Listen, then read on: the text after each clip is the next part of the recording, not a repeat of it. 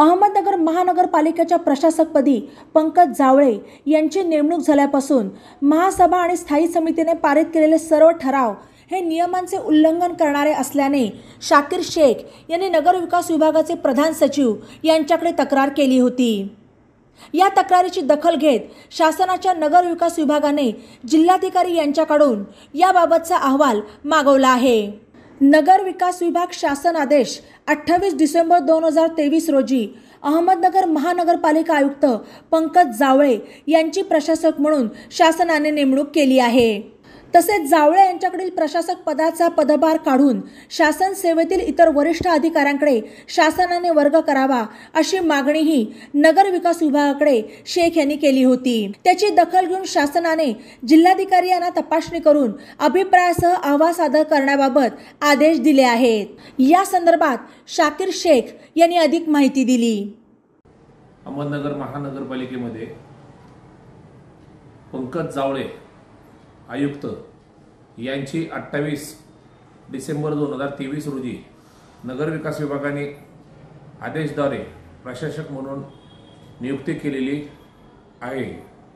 त्या नियुक्ती करत असताना त्यामध्ये श्री पंकज जावळे यांना महाराष्ट्र महानगरपालिका अधिनियम 1949च्या तरतुदीनुसार स्थायी समिती, सर्वसाधारण समिती या सगळ्या सभेचे त्यांना अधिकार प्राप्त झालेले होते, परंतु ते अधिकार वापर करताना त्यांनी महासभेचे ठराव पारित करताना कायद्यातील तरतुदीला कोणतेही अनुपालन न करता त्याच्या विरोधात जाऊन सदरचे ठराव त्यांनी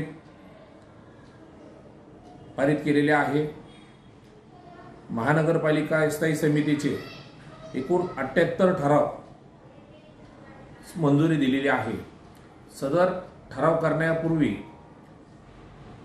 किमान 7 दिवसाआधी जाहीर नोटीस देणे, नागरिकांना माहिती कळण्यासाठी स्थानिक वृत्तपत्रात जाहीर नोटीस प्रसिद्ध करणे हे कायद्याने बंधनकारक असताना त्यांनी आज सभा ठेवली, आजच नोटीस काढली आणि त्यामध्ये जे काही ठराव झालेले आहे त्या ठरावामध्ये कुठल्याही प्रकारचे ऑफिस रिपोर्ट जे आलेले त्याचे दिनांक वगैरे नमूद करण्यात आलेले नाही।